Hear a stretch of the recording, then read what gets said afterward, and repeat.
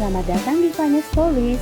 Di sini saya akan bercerita tentang true crime, missing people, kisah inspiratif, dan cerita-cerita menarik yang ada di internet. So, enjoy the stories. Pada tahun 2017, seorang cheerleader berambut pirang, bermata biru, bernama Brooke Skyler Richardson menyembunyikan peristiwa yang mengubah hidup semua orang yang dia kenal, teman, pacar, dan bahkan keluarganya. Namun, seperti kebanyakan bangkai, lama-lama akan tercium juga. Hanya masalah waktu sebelum keluarga gadis remaja itu dan kemudian dunia menemukan kebenaran dari apa yang telah dia lakukan. Brooke, yang paling sering dipanggil dengan nama tengahnya Skyler, tinggal bersama orang tuanya, Kim dan Scott, dan adik laki-lakinya Jackson di Charlesley, Ohio. Orang tuanya adalah anggota masyarakat yang dihormati dan mengharapkan anak-anaknya juga menjadi pemimpin di sekolah dan kelompok teman mereka. Tekanan dari orang tuanya yang menginginkan Skyler harus sempurna menyebabkan Skyler menyembunyikan dari mereka apapun yang akan membuat mereka berpikir sebaliknya. Sebagai sebuah keluarga, mereka menghadiri gereja lokal mereka setiap hari Minggu. Jackson berada di tim sepak bola di Charlesley High School, sementara Skyler menyemangati dia dari pinggir lapangan sebagai The Indians Cheerleading Squad. Selain cheerleader, Skyler adalah anggota OSIS dan secara sukarela melatih anak-anak penyandang cacat.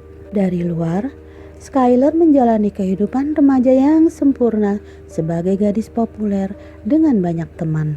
Skyler bahkan akan melanjutkan ke Universitas Cincinnati pada musim gugur 2017 untuk mengejar gelar di bidang psikologi. Namun, di dalam, Skyler harus berjuang melawan gangguan makan sejak dia berusia sekitar 10 tahun. Dia akan makan berlebihan selama musimnya sebagai cheerleader dan terkadang berat badannya naik hingga 40 pound. Saat musim cheerleader semakin dekat, dia akan membersihkan diri dengan muntah terus-menerus dan berolahraga secara intens. Kim dan Scott telah membawa putri mereka menemui seorang konselor untuk masalah diet dan olahraganya. Selama akhir musim dingin dan awal musim semi 2017, ketika Skyler mulai menambah berat badan, teman-temannya dan Kim diam saja. Mereka tahu dia akan kehilangan berat badannya lagi segera setelah dia mulai berolahraga. Pada April 2017, Skyler berkencan dengan pacarnya Brandon selama beberapa bulan dan mereka akan pergi ke pesta bersama pada bulan Mei. Pada waktu itu, Kim sudah tahu waktunya untuk menggunakan KB untuk putrinya yang masih kecil, mengingat keseriusan hubungannya. Skyler pernah berkencan dengan anak laki-laki sebelumnya bernama Trey selama akhir musim panas 2016. Mereka hanya berkencan selama sebulan sebelum Skyler putus dengannya tepat sebelum Trey masuk perguruan tinggi. Tak lama kemudian, Skyler memblokir Trey di semua media sosial dan mereka tidak pernah berhubungan lagi. Pada 26 April 2017, Skyler pergi ke Obgyn, di mana dia sendirian yang masuk ke ruangan pemeriksaan, sementara Kim, ibunya, menunggu di lobi, menunggu putrinya yang berusia 18 tahun muncul dengan resep KB. Pada awal pemeriksaan, Skyler memberitahu dokternya bahwa dia tidak mengalami menstruasi selama berbulan-bulan. Skyler tidak khawatir karena ini tipikalnya mengingat parahnya gangguan makan dan pola olahraganya yang tidak konsisten. Skyler memberikan sampel urin rutin yang akan mengubah hidupnya selamanya. Dr. William Andrew bertanya kepada Skyler, apakah dia tahu dia hamil? Skyler menjawab dengan jujur, dia punya perasaan tapi tidak yakin. Dr. Andrew memberitahu Skyler bahwa kandungannya sudah berumur 32 minggu. Dunia Skyler terguncang saat Dr. Andrew menyampaikan kabar itu. Dia mulai menangis dan meminta Dr. Andrew untuk tidak memberitahu ibunya. Karena reaksi Skylar, Dr. Andrew memasang mesin ultrasound dan membiarkan Skylar mendengar detak jantung bayinya dalam upaya membuat semuanya terasa nyata bagi Skylar. Saat janji temu berakhir, Skylar terus memohon kepada Dr. Andrew untuk tidak memberitahu ibunya dan memberinya resep KB. Skylar tahu dia tidak bisa berjalan ke lobi untuk bertemu ibunya, Kim, tanpa resep itu. Diduga, Dr. Andrew menuruti permintaan Skylar selama Skylar berjanji untuk kembali dan membuat janji prenatal atau menelponnya jika dia merasa seolah-olah dia akan melukai dirinya sendiri atau bayinya. Namun, belakangan diduga Dr. Andrew memberi resep KB sebelum hasil sampel urin positif mengandungnya keluar. Kemudian ia lupa untuk mencabut resep tersebut. Ketika Skylar keluar dari ruang pemeriksaan, ibunya, Kim, mengatakan dia melihat putrinya kesal. Dalam sebuah wawancara, Kim ingat dia bertanya kepada putrinya, mengapa dia begitu kesal? Ketika ditanya, Skylar memberitahu ibunya bahwa pemeriksaan obgyn pertamanya membuatnya traumatis. Beberapa hari kemudian, resep KB ditebus dan Skylar tidak pernah menelpon Dr. Andrew atau kembali untuk membuat janji temu lagi. Skylar mulai meminum pilnya meski tahu tidak ada gunanya. Tapi dia tidak ingin ibunya curiga. Pada 5 Mei 2017, Skylar berpakaian untuk pergi ke prom bersama pacarnya Brandon. Dia mengenakan gaun merah slim fit dengan payet dan rok berbulu. Ini adalah gaun yang sama yang dia dan ibunya beli kembali pada Februari 2017. Meskipun Skylar hamil, tidak banyak perbedaan visual antara foto yang diambil pada 15 Februari dan yang diambil pada 5 Mei. Dan faktanya, bagi siapapun yang melihat Skylar, mereka tidak akan pernah curiga bahwa ada sesuatu yang salah. Kurang dari 48 jam setelah berdansa semalaman di pesta prom, pada malam yang menentukan tanggal 7 Mei, Skylar melahirkan sendirian di kamar mandinya, sementara orang tua dan saudara laki-lakinya tidur di lantai bawah. Skylar mengatakan dia terbangun di tengah malam karena rasa sakit yang hebat di punggung bawah dan kram di perutnya. Ketika dia duduk di toilet, dia mengklaim bahwa bayinya baru saja keluar dan dia menangkapnya. Apa yang terjadi tepat setelah Skylar melahirkan masih diperdebatkan.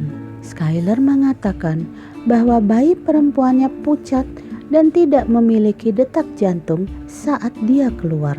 Diduga, Skylar memeluknya dan menunggu berjam-jam sampai bayinya membuka matanya atau menangis.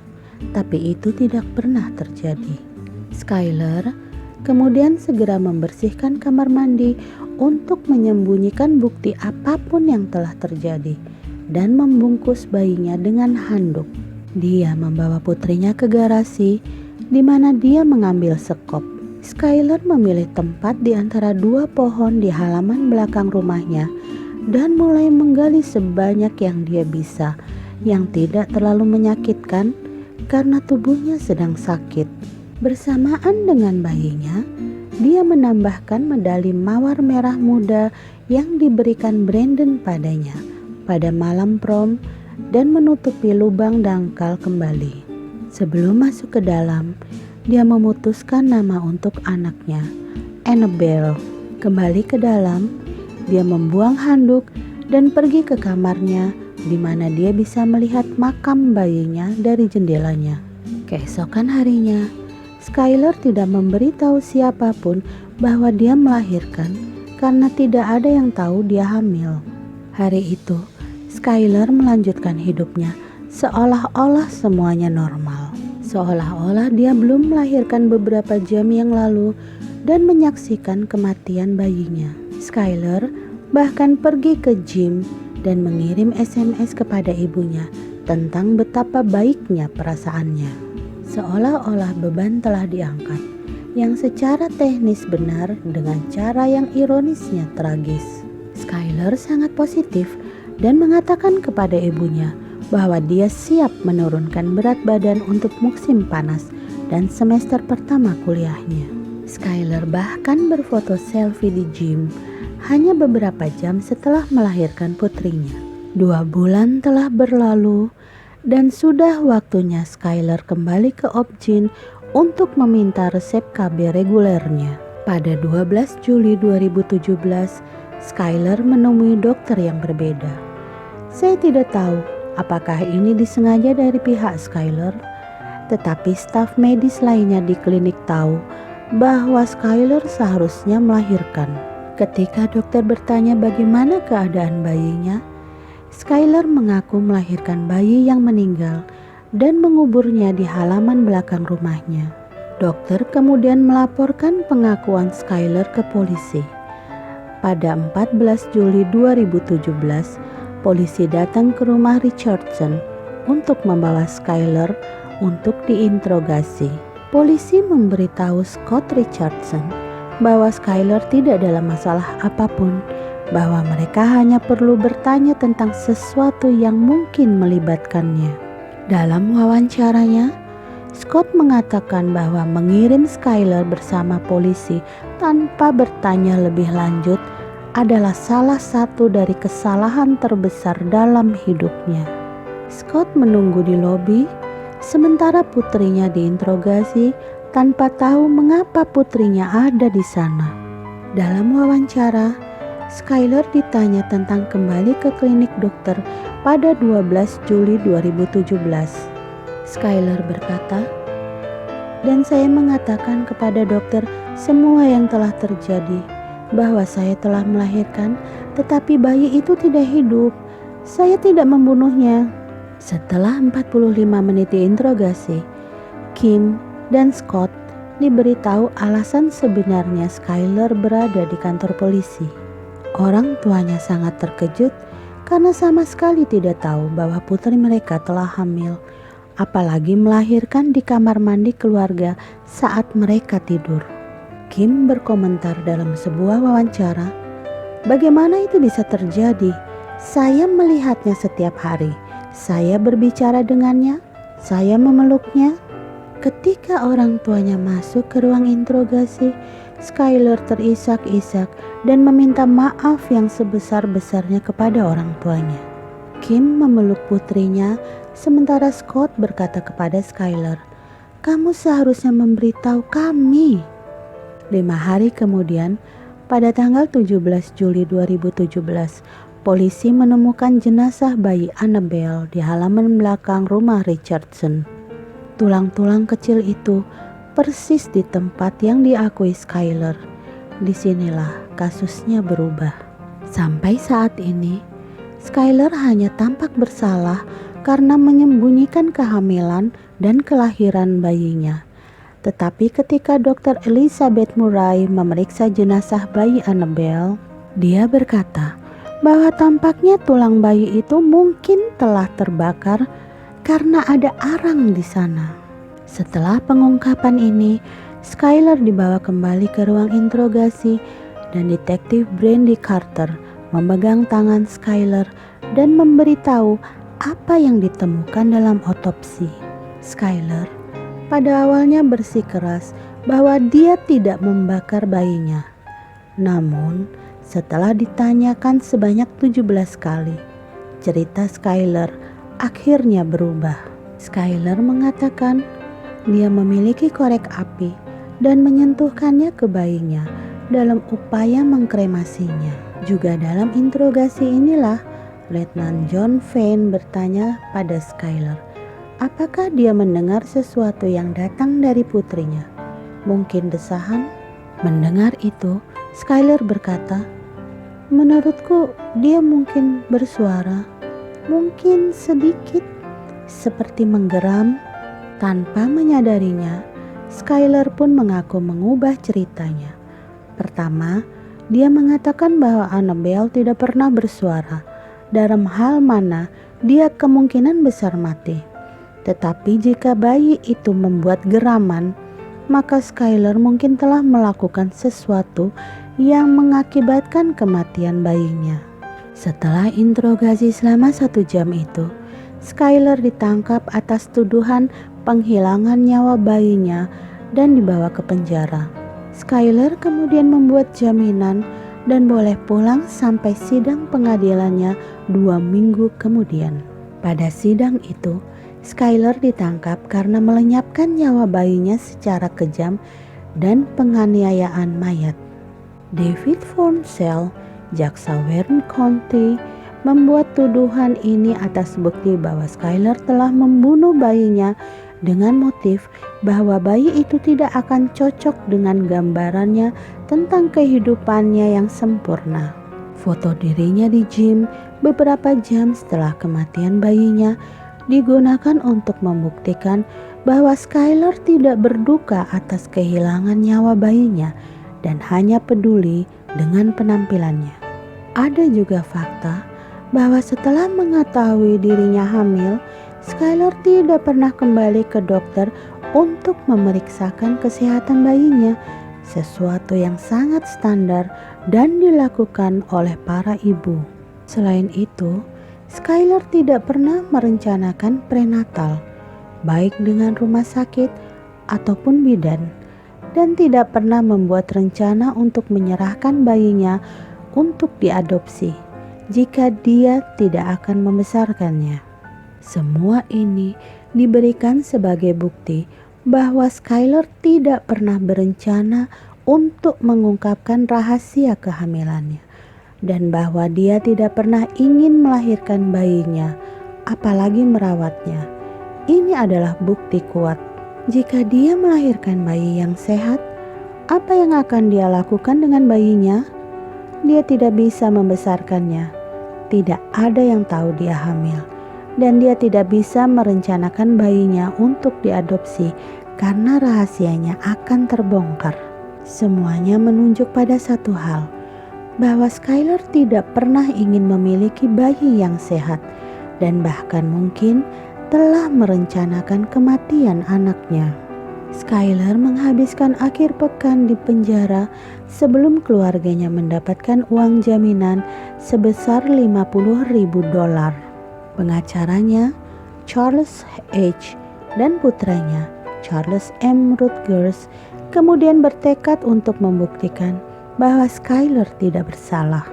Untuk membuktikan ini, mereka membantah pengakuan palsu, yang berarti bahwa Skyler tidak bermaksud menyiratkan bahwa dia telah membunuh bayinya ketika dia berbicara dengan polisi. Ayah bayi itu, Trey Johnson, yang telah lama dikencani Skyler pada musim panas 2016 sebelum memblokirnya. Trey dan keluarganya mengetahui bahwa dia adalah ayah bayi itu melalui Facebook, dan mereka menghadiri banyak sidang pengadilan. Satu-satunya pembelaan Skyler adalah kata-katanya bahwa Annabelle dilahirkan dengan penampilan pucat dan tanpa suara. Itu bukan bukti yang kuat. Yang ada hanyalah fakta bahwa tulang bayi itu telah hangus. Ketika kasus berlanjut, keluarga Richardson menjadi jahat di mata publik. Orang-orang bahkan berkemah di luar rumah mereka untuk mengancam, menguntit, dan melecehkan mereka. Di media sosial, kelompok-kelompok dibentuk untuk membawa keadilan kepada bayi Annabelle, meskipun mereka tidak merinci bagaimana ancaman tersebut tersirat. Kemudian, dalam peristiwa yang mengejutkan, Dr. Elizabeth Murray menarik kembali tuduhan awalnya tentang pembakaran tulang Annabelle. Dia benar-benar mengubah pernyataannya dan mengatakan bahwa setelah pemeriksaan lebih lanjut, tidak ada tanda-tanda terbakar pada tulang. Skyler diberi gelang kaki selama persidangannya dan ditempatkan sebagai tahanan rumah. Dia memiliki jam malam dari jam 9 malam sampai jam 7 pagi dan menghabiskan sebagian besar waktunya membaca buku dan menghindari kemarahan publik. Kasusnya berlangsung selama 1 tahun penuh, berbagai bukti dikumpulkan, dan argumen dibuat. Rencana Skylar yang sangat dinanti untuk pergi ke Universitas Cincinnati ditunda, sementara sisa waktu hidupnya diperdebatkan tentang hukumannya. Pada Juli 2019, pengacara negara bagian Skylar, mereka akan mencabut tuduhan pembunuhan jika Skylar mengaku bersalah kepada mereka. Namun, hal ini hanya akan mengubah hukuman dari penjara seumur hidup menjadi 15 tahun tanpa pembebasan bersyarat. Karena stres dan pengawasan publik, gangguan makan Skylar menjadi lebih buruk. Berat badan Skylar anjlok menjadi sekitar 90 pound dan dia hampir tidak memiliki pakaian yang pantas untuk dikenakan ke pengadilan. Mereka percaya bahwa seorang gadis yang sangat peduli dengan penampilan dan berat badannya akan mampu membunuh anaknya untuk menjaga rencana hidupnya tetap pada jalurnya. Selama persidangan, Dr. John White mengatakan kepada juri bahwa dia yakin Annabelle lahir. Dokter kandungan percaya hal ini berdasarkan fakta bahwa bayi baru lahir yang sehat biasanya memiliki warna pada mereka seperti ungu. Dia juga menunjukkan bahwa Skylar hanya bertambah berat badan sekitar 15 pound selama kehamilannya untuk menyembunyikan bukti bahwa dia mengandung bayi dari semua orang yang mengenalnya. Gangguan makannya mungkin sebenarnya telah membatasi pertumbuhan bayi di dalam rahimnya. Selanjutnya, Stuart Baseman, seorang psikolog klinis, menghabiskan berjam-jam mewawancarai Skylar sebelum persidangan. Dia memutuskan bahwa Skylar memiliki gangguan mental yang menyebabkan dia mematuhi figur otoritas. Setelah semua bukti ini diajukan ke pengadilan, juri yang beranggotakan 12 orang itu sampai pada kesimpulan hanya setelah 4 jam musyawarah, waktu yang relatif singkat untuk sebuah persidangan dengan begitu banyak liku-liku. Pada 12 September 2019, Skylar dinyatakan tidak bersalah atas pembunuhan sadis dan pembunuhan secara tidak sengaja atau membahayakan anak. Mendengar ini, Skylar tampak putus asa dan menunjukkan emosinya untuk pertama kalinya di ruang sidang. Tangisan itu mengguncang seluruh tubuhnya dan salah satu pengacaranya harus menahannya. Namun, Brooke Skylar Richardson dinyatakan bersalah atas salah satu dakwaannya, penganiayaan berat terhadap mayat. Ini adalah karena mengubur Annabelle di halaman belakang rumahnya. Pada hukumannya keesokan harinya, Skylar di ruang sidang mendengar dari Tracy Johnson, ibu Trey, dalam pernyataan pembelaannya. Tracy berkata bahwa Trey adalah orang yang sama sekali berbeda sekarang dan mencatat berapa usia anaknya jika dia masih hidup.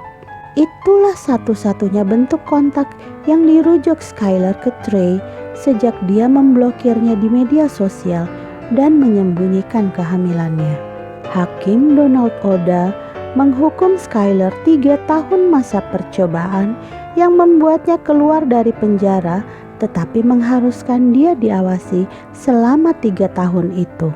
Mengingat tindakannya sebelumnya dan sesudah kelahiran bayinya, banyak hal yang membuat Skylar lolos dari dakwaan hanya karena kurangnya bukti untuk menghukumnya. Setelah hukumannya, Skylar diizinkan untuk berbicara di ruang sidang.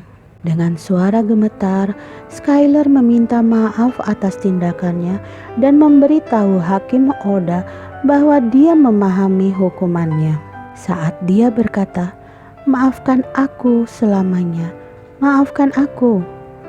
Dia memandang keluarga Trey yang duduk di seberang ruang sidang. Skylar sekarang dalam program untuk gangguan makannya dan jenazah Annabelle dikembalikan padanya dan keluarganya.